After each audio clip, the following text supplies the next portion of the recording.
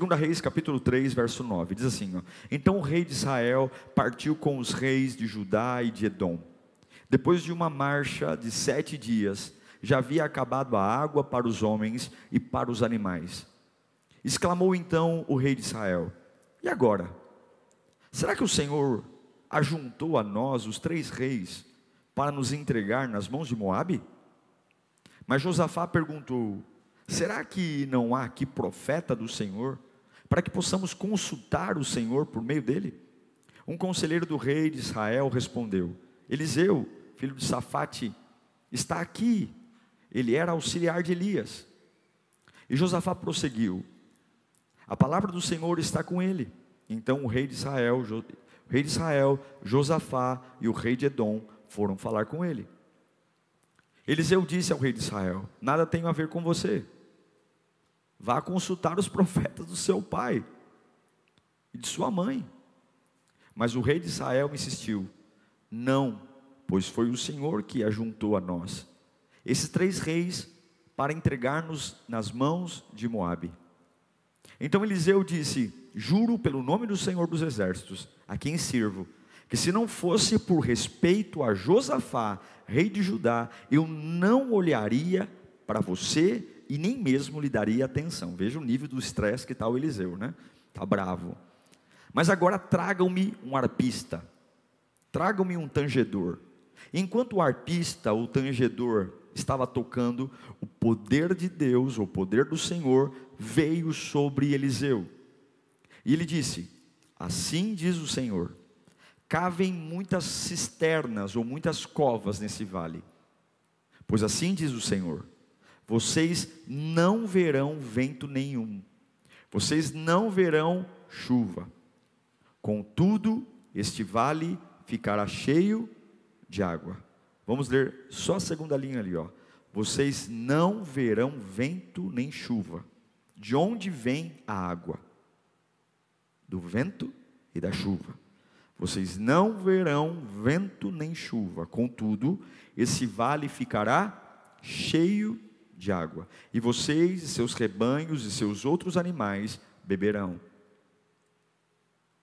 Amém? Feche os seus olhos. Deus, nós precisamos da tua voz. Ajuda-nos a ouvir, Pai. Ajuda-nos. Nós não estamos de férias nessa terra, não estamos de lazer. O meu futuro, a minha eternidade está sendo definida pelo que eu faço aqui. O lugar para onde eu vou morar eternamente está sendo definido pelo que eu escolho aqui. E um dia longe de ti é um dia perdido. Abra os nossos olhos, ouvidos, abra o nosso coração, Pai. Fala e toca em lugares que normalmente eu não deixo ninguém ter acesso. Fala conosco, Espírito Santo, por favor, por favor, por favor. O rei moabita está devendo imposto. O rei Meça, ele deve imposto ao rei de Israel, Jorão.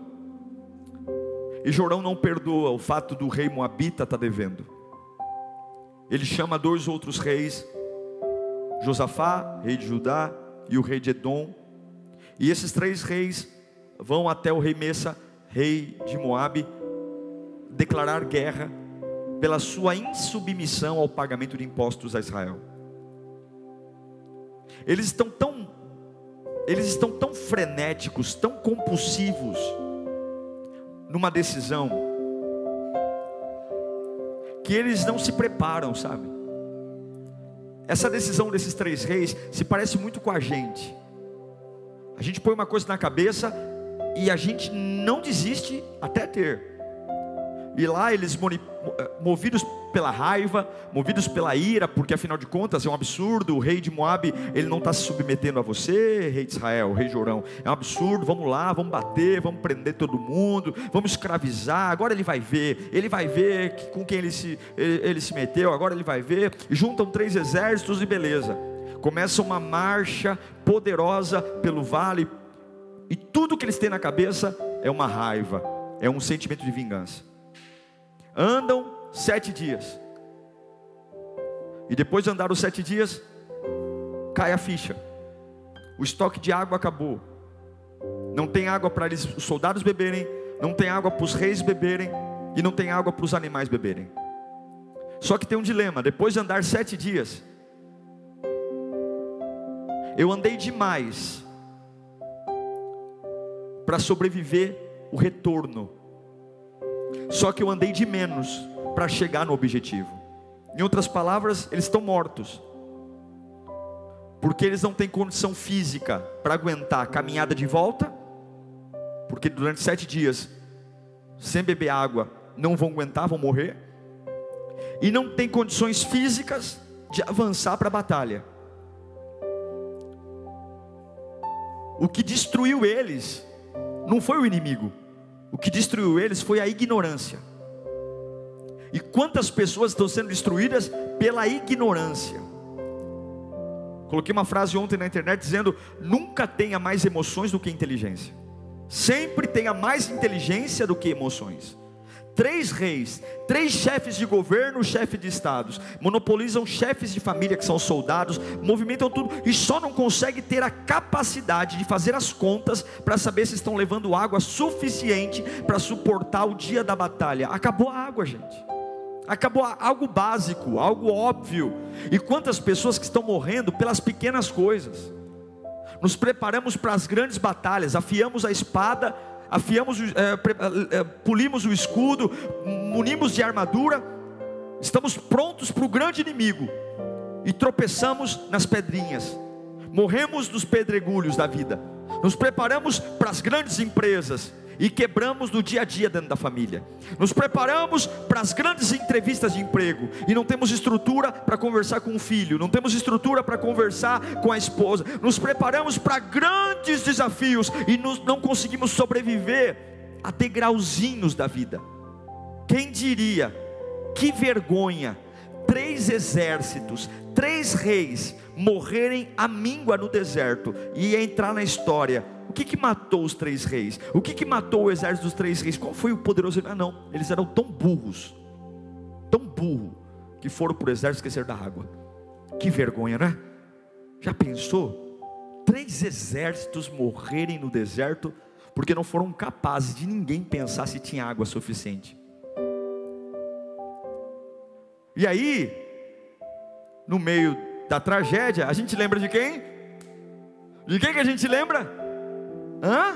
De Deus, é lógico.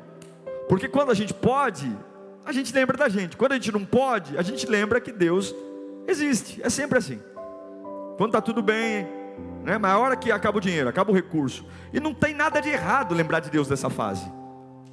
Mas eu poderia me poupar mais. Eu quero te ensinar alguma coisa aqui. Nunca faça algo sem consultar a Deus. Talvez Deus não te responda, mas o simples fato de você consultá-lo faz ele ter compromisso com aquilo que você está começando. Quem começa com Deus, mesmo que os solavancos chegam, termina com Deus. Quem começa sozinho, Deus pode até intervir, mas a responsabilidade é sua. Deus só assume responsabilidade por aquilo que Ele começa. Aquilo que você começa, Deus vai agir com misericórdia, Ele vai te ajudar, mas é na tua força. Não importa o que você vai fazer. E eu não sei se Deus vai te dar a resposta, o fato de você consultá-lo, mas o fato de você dobrar o joelho e dar satisfação ao teu Deus. Deus, eu vou me casar. Deus, eu vou começar um namoro. Deus, eu vou entrar numa empresa. Senhor, amanhã eu vou fazer uma entrevista. A hora que eu honro o meu Deus, contando para Ele e fazendo Ele participar do meu começo, Ele vai estar comigo. Ele tem um compromisso em estar comigo. Por quê? Porque aquele que começou a boa obra é fiel e justo para completar. Seja inteligente, coloque Deus nos seus começos. Pastor, mas eu tenho tudo para dar certo, mas você não sabe o que está para vir. Coloque Deus em todo. Mas pastor, eu nem preciso orar, está na cara que eu vou conseguir. Mesmo estando na cara que você vai conseguir, mesmo estando na ponta do nariz que vai dar certo, tenha humildade e consulte Deus. Porque se você consultar a Deus antes, você tem o compromisso de que Ele está com você nisso, do que depois chegar aqui desesperado como esses 3 reis patetas. E aí, Jorão, e o que eu vou fazer? Aí o que eles falam? Nossa, por acaso, porque o ser humano é um bicho estranho, por acaso Deus nos mandou para essa guerra para nos fazer morrer aqui? Vai lamber sabão. O camarada não ora, não consulta a Deus, e agora vai se vitimizar dizendo que Deus é cruel e que Deus os mandou para aquele lugar para morrer de sede. Onde na Bíblia eles perguntaram alguma coisa para Deus? Toma muito cuidado quando você começa a jogar por acaso aquilo que é erro seu, erro meu. Toma muito cuidado quando eu me precipito e agora que estou no vale, estou lá, a míngua, não dá. Pastor, eu estou num beco sem saída, porque não dá nem para avançar e nem para voltar. E quanta gente está assim hoje, numa situação tão grave, que não dá nem para ir para frente nem para ir para trás, porque para trás vai morrer, para frente vai morrer, então acabou. E aí agora fica sabendo que a culpa é do universo. Não, a culpa é sua, porque se você não coloca Deus no seu começo, a responsabilidade é só sua, e você vai ter que clamar pela misericórdia de Deus. Misericórdia. E eu não quero clamar por misericórdia, eu quero que Deus tenha compromisso com o que eu estou fazendo. E como é que Deus tem compromisso com o que eu estou fazendo? Quando eu coloco Ele no meu começo. Coloque Deus no seu começo. 7 dias a ignorância os fez comprometer a vida de animais, e acaba a água. E agora? E agora você vê a reação. 3 reis, cada um tem uma reação. Jorão, filho do rei Acabe, talvez você não conheça o rei Acabe, mas você conhece a peste da mulher que ele teve. Já ouviu falar da Jezabel? Esse nome é famoso, né? Jezabel era a mãe do Jorão. Jezabel é a mulher do rei Acabe, e esses dois fizeram o Jorão. O filho do Acabe e da Jezabel, o Jorão, na hora que acaba a água, ele entra em crise. Culpa a Deus, sabe o que fazer? Josafá, que é um rei de Judá e um rei mais temente a Deus, que errou também, ele falou: vamos procurar um profeta. Olha a diferença. O rei pagão, ele culpa o universo, ele culpa tudo, e ele diz assim: eu tenho um problema e agora já era. O rei que é temente a Deus, ele não culpa o universo, ele busca uma solução. Como é que você reage quando as coisas simplesmente dão errado na sua vida? Você é Jorão, aquele que entra em crise e fica buscando culpados, ou você é Josafá que diz: nós erramos, nós precisamos de Deus para consertar nossa burrada, vamos atrás de alguém que consiga? Quem você é? Eu quero te perguntar, o que determina as suas emoções, ou quem determina as suas emoções quando simplesmente acaba a água? Não dá para fazer. Consulta a Deus. E aí Josafá pergunta: não tem nenhum profeta aqui? Alguém fala: o Eliseu está aqui. Olha como Deus é maravilhoso. O Eliseu está aqui. Alguma dessas tendas aí, eu sei que o profeta Eliseu está. Imagine um campo, irmãos, lotado de soldados. Devia ter ali mais de 100 mil soldados, porque haviam 3 exércitos. Eles foram para destruir Moabe. Aí chega numa tenda lá: Eliseu, acabou a água. Só que quando Eliseu olha, ele viu que Jorão está lá. Não sei se você conhece, mas Eliseu foi discipulado por quem? Pelo profeta Elias. E o profeta Elias teve um problema sério com quem? Jezabel, Acabe. Lembra do Monte Carmelo? Lembra que Jezabel mandou matar Elias? E agora está ali o Eliseu, que é discípulo do Elias, diante do filho dos maiores inimigos do seu mentor. E ele fala, por isso que ele está bravo, por isso que ele fala: olha, se não fosse por causa do Josafá, eu nem falaria com você, eu nem olharia na sua cara. Mas aí Eliseu ora, e eu acho lindo isso. No meio da crise, é assim que um servo de Deus se porta. A gente não tem que ter pressa para falar. Pastor, eu comecei minha vida errada. Pastor, olha, o senhor está pregando aí, e realmente eu casei sem consultar Deus. Eu abri essa empresa sem consultar Deus. Eu comecei um namoro sem consultar Deus. Segue o exemplo de Eliseu. Está lá 3 reis na frente dele, 3 patetas, com o exército inteiro com sede, prestes a morrer de sede, e todo mundo esperando de Eliseu um milagre. Sabe qual é a resposta de Eliseu? Traga-me um tangedor, traga-me um músico, que eu saiba não brota água das cordas de um instrumento. Mas Eliseu estava dizendo o seguinte: vocês começaram sem falar com Deus, Eu não vou começar uma conversa para direcionar vocês, cometendo o mesmo erro que vocês. Traga-me um tangedor, eu preciso falar com Deus. Se você hoje precisa de uma intervenção de Deus, se você hoje está dizendo, pastor, eu estou num beco sem saída, pastor, olha, é para frente e para trás eu apanho, se eu escolher a direita eu morro, se eu escolher a esquerda eu morro, o que eu faço? Não faça nada, traga um tangedor. Você precisa, se você começou errado, a forma que você tem para consertar a sua vida, você tem que parar para ouvir Deus. Você tem que parar para ouvir Deus. Pastor, como é que tem clima? Porque nós aprendemos, Rafa está tocando aqui, ele está me ajudando. Nós aprendemos que a música, ela traz uma suavidade. Agora, como é que eu vou ter clima? Imagine soldados, marmanjos, gritando de sede, homens no calor de um vale, gritando de sede. E agora, Eliseu quer um climinha, Eliseu quer um fundo musical para profetizar. Não, Eliseu não quer climinha. Eliseu quer trazer a presença de Deus no meio daquela crise. Você tem que ter maturidade para trazer a presença de Deus no meio dos desequilíbrios. Você tem que ter maturidade para trazer a presença de Deus. É preciso. Por que Eliseu quer que o arpista toque? Porque eu tenho que silenciar minha alma para ouvir o Criador. Por que eu quero que o arpista toque? Porque eu quero silenciar os meus lamentos para ouvir a voz do Criador. Deus não fala no meio da histeria, Deus não fala no meio do desequilíbrio. Então toca, vamos adorar Deus, vamos cantar, porque é só assim que eu vou ouvir Deus. Não tem como você sair gritando, não tem como você, Deus não é padaria, não é açougue, você vai no balcão e pede 1 quilo de carne ou 5 pãezinhos.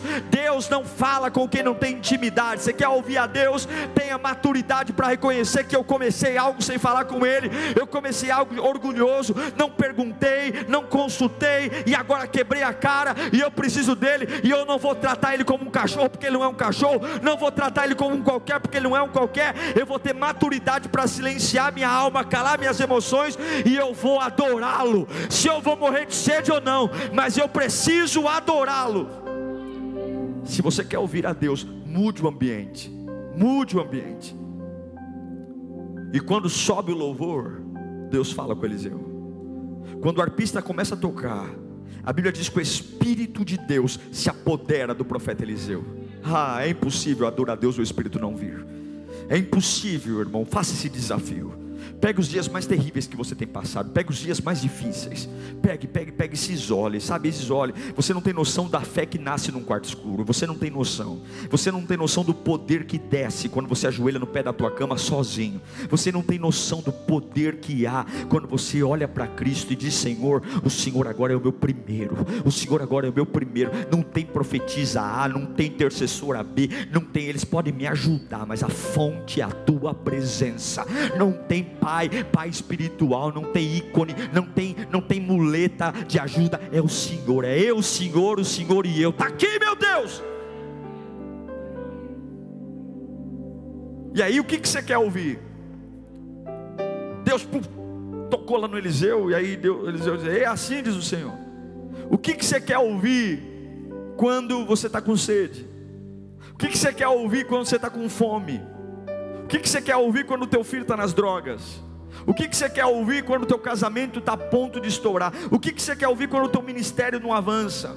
O que você quer ouvir quando o desemprego está perpetuando e você fala, meu Deus do céu, tudo que eu peguei do fundo de garantia, tudo que eu peguei da multa rescisória acabou e eu não tenho. O que você quer ouvir? Você quer ouvir a tua necessidade pede, a tua urgência pede. Mas você não pode esquecer que Deus sabe o teu limite. Você não pode esquecer que Deus sabe até onde você aguenta ficar sem beber água. Ele sabe, Ele fez você. Ele sabe como o teu corpo funciona. Ele sabe quantos minutos de vida você ainda tem. Ele sabe quantas horas de vida você ainda tem. E aí Eliseu levanta as mãos e fala, olha, amanhã por essas horas, Deus manda dizer, não vai ter chuva e não vai ter vento, mas eu quero que vocês abram covas aqui. Abram covas. Imagine homens que estão no calor de um vale, sem beber água, desidratados agora, cavando buracos, gastando ainda mais energia, derramando ainda mais suor. Dá a impressão que essas covas talvez seriam para nos sepultar, não é? porque eu já estou desidratado. Uma pessoa desidratada que não tem água, ela tem que descansar, ela tem que poupar energia, ela tem que poupar o líquido do corpo. Como é que eu vou fazer esforço físico se eu vou gastar o resto de líquido que o meu corpo tem? Dá a impressão que Deus está até brincando com eles.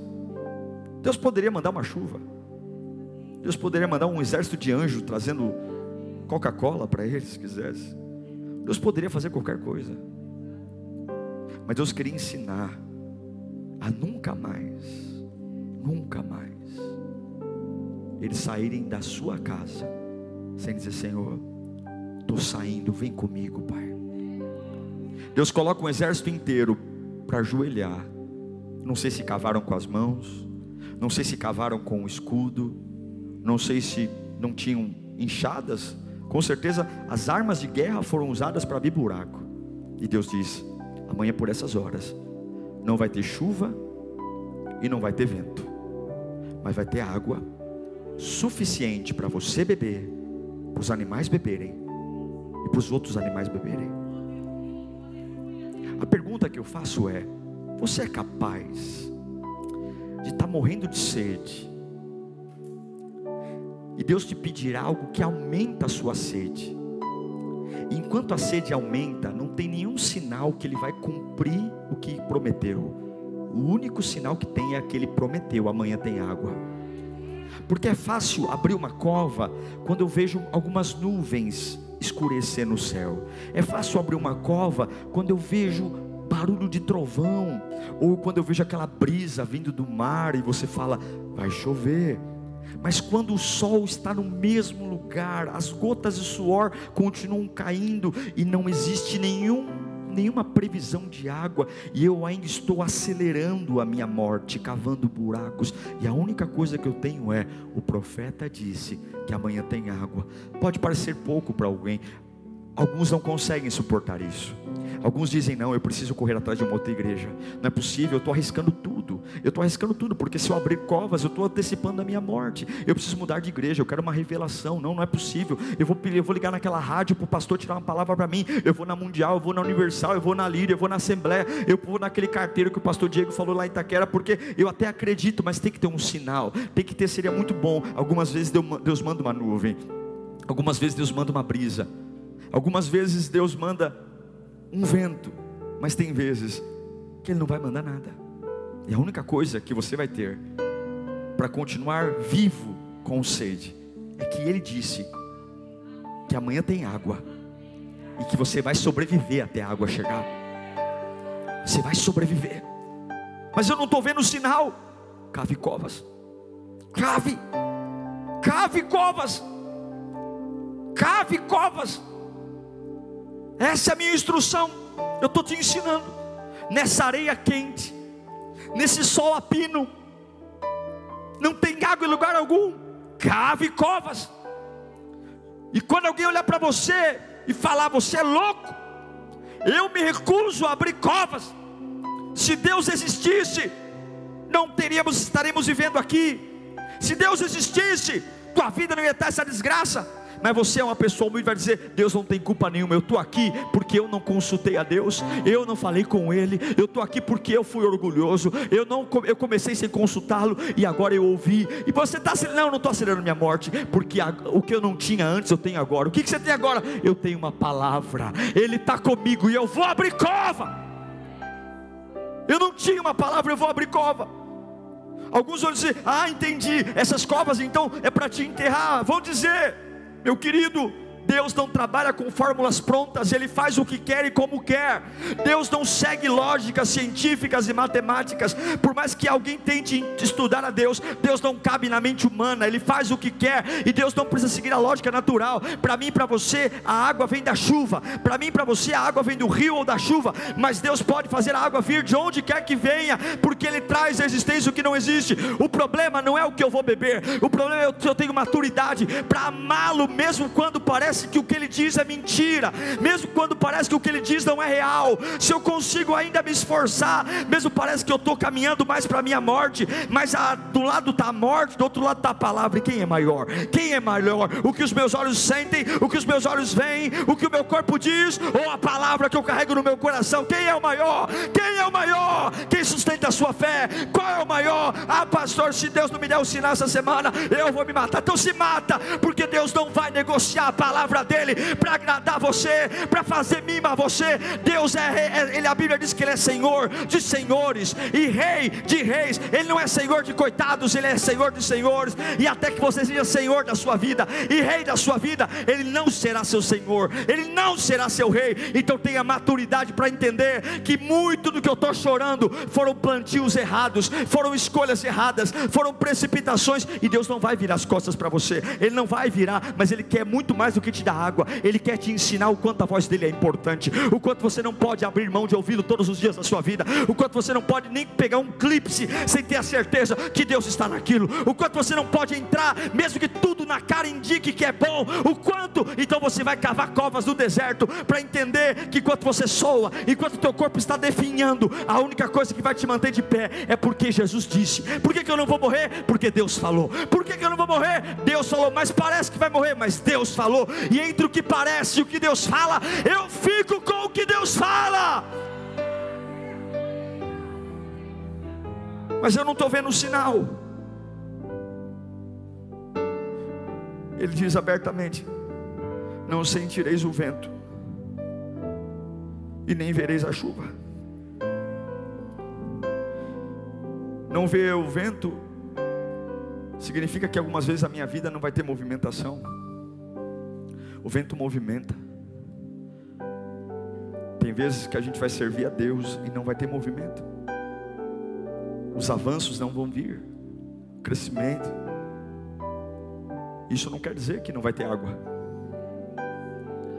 Tem vezes que não vai ter vento, aquele vento que impulsiona, que infla. Tem vezes que não vai ter chuva. A chuva é o alívio, o frescor, aquele banho gelado, gostoso num dia caloroso.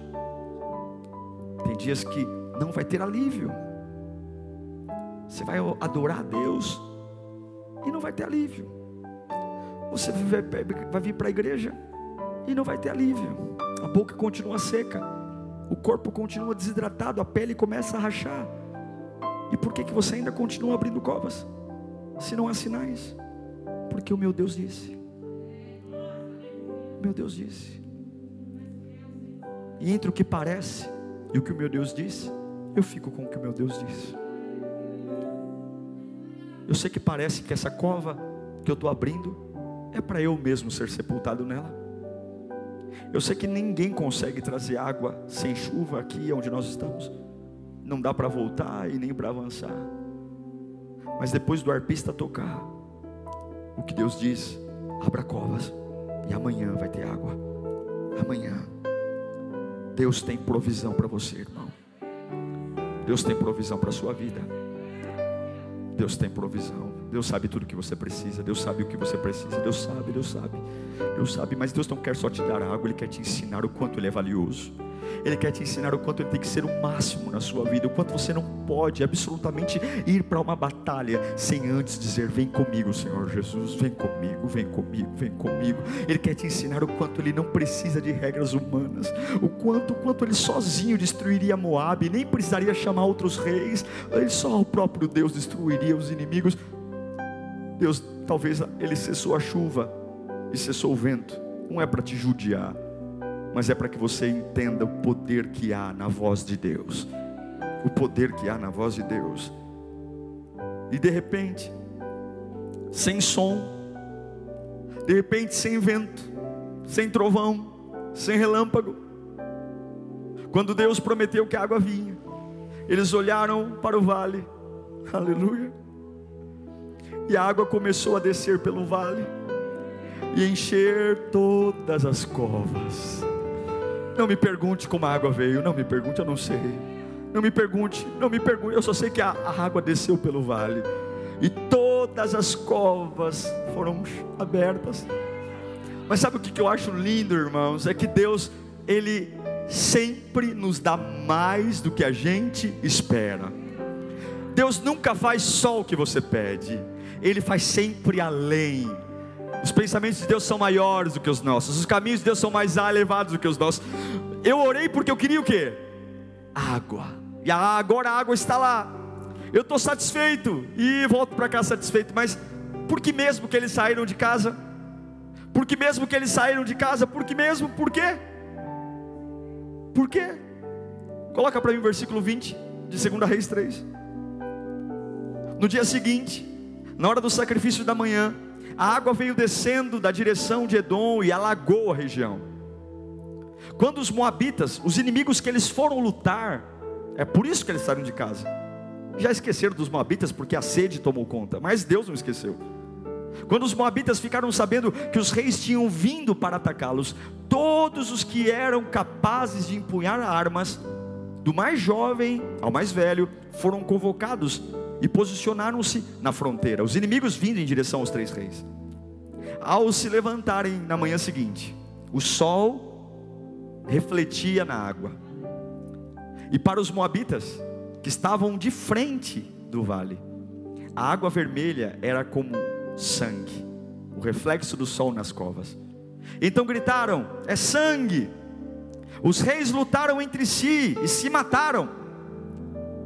Agora ao saque, Moabe. Quando porém os moabitas chegaram ao acampamento de Israel, os israelitas os atacaram e os puseram em fuga. Entraram no território de Moabe e os arrasaram. Quando os moabitas viram as covas cheias de água, eles falaram, eles se mataram entre si.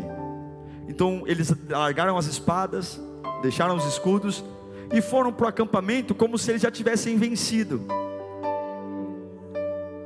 E aí Israel teve o prato cheio. O inimigo no seu acampamento, sem arma, eles destruíram os moabitas. Não só destruíram, como foram até Moabe e tomaram conta do território.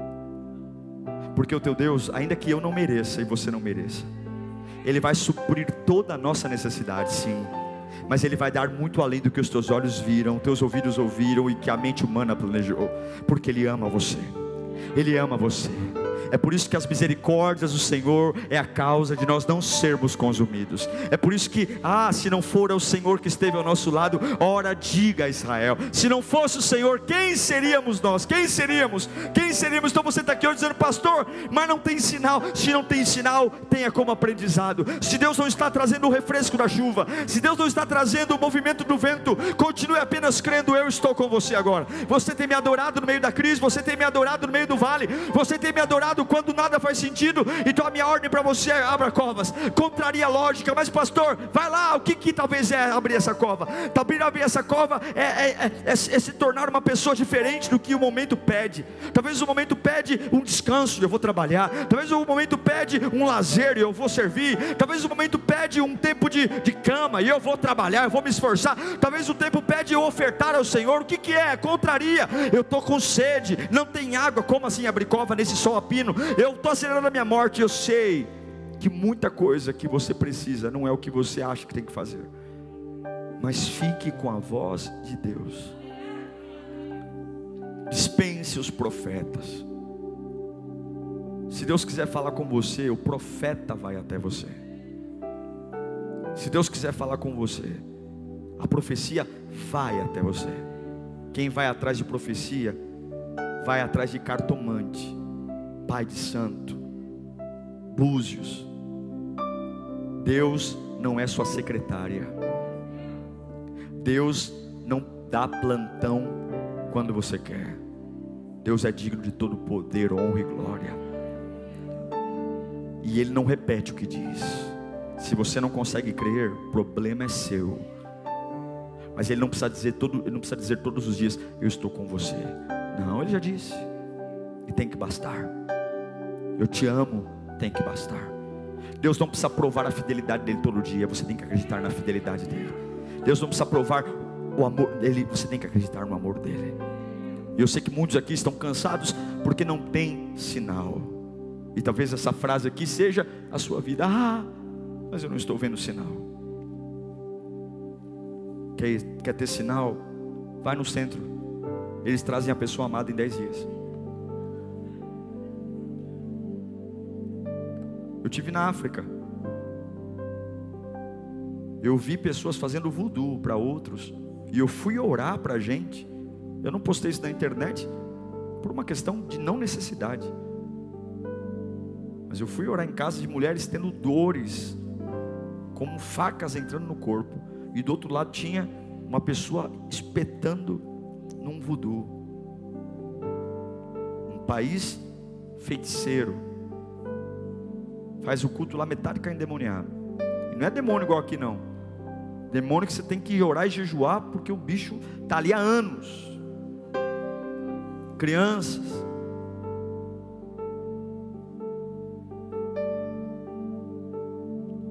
Aprenda uma coisa. Você está em guerra. Mas para de admirar o que o diabo faz. O diabo tem poder, mas Deus é muito mais poderoso. A gente comenta da macumba, mas não comenta da manifestação do Espírito Santo. A gente se impressiona com uma pessoa que está possuída pelo inimigo e não se admira com alguém todo lotado do poder de Deus. A gente fica admirado ali de ver um camarada comendo uma vela, tomando uma cachaça, e não fica admirado de ver um servo de Deus livre, em liberdade, levantando as mãos e dizendo: eu sou teu, Senhor Jesus. Porque aquele lá é cavalo do diabo, aquele lá está preso, está amarrado, não tem vontade própria. Agora eu e você estamos aqui porque nós escolhemos estar aqui. Eu estou aqui porque eu amo. Jesus não me obrigou a vir para esse culto, eu fiz minha inscrição no site, eu estou sentado aí. Eu amo em liberdade. É isso que o diabo odeia, porque os seus seguidores ele tem que amarrar, ele tem que prender, ele tem que algemar, ele tem que fazer o inferno na vida da pessoa, porque senão a pessoa não vai. E ele olha para o céu e vê homens e mulheres que gratuitamente, voluntariamente escolheram entregar a vida para Jesus e dizer: eu sou teu. E por quê? Como assim? Jesus não pôs uma algema? Não tem algema. Eu estou preso a ele porque eu quero, porque eu amo. E se tem sinal ou não, não importa. Eu sei que a palavra dele não volta. Eu sei que ele não mente. Então se você hoje está arruinado aí, está arrasado, pastor, não me fale dos teus erros, não me fale das burradas. Me fale se você quer trazer a presença de Deus no meio dessa burrada. Pega o arpista e começa a mudar essa atmosfera. E que Deus vai falar, Deus vai falar, Deus vai falar, Deus vai falar. No meio da crise ele fala, no meio do câncer ele fala, no meio da ruína ele fala, no meio da tragédia ele fala, no meio do desprezo ele fala. Não me fale das burradas que eu e você fizemos, me fale dos dedos tocando a harpa. E você no meio dessa burrada toda começa a criar um clima para que Deus fale. Está aqui, Senhor, eu estou calando a minha alma, eu estou calando a minha emoção, eu estou calando a minha histeria. Fala, fala. E o que Deus vai falar para você é: não vai ter chuva, não vai ter refresco, não vai ter alívio, mas eu vou te sustentar. E eu quero ver você sem refresco e sem crescimento me adorando. Eu quero ver se você é capaz de aprender uma lição agora. Não vai ter refresco, não vai ter refresco, não vai ter crescimento, só tem minha palavra. E eu quero ver se a minha palavra basta. Eu quero ver se a minha palavra basta. Mas eu te garanto que até a hora certa você vai tomar água. Você não vai morrer, você não vai quebrar, você não vai falir, tua casa não vai ser destruída, porque a minha palavra vai permanecer. Oh, receba isso na sua alma nessa noite. Receba isso.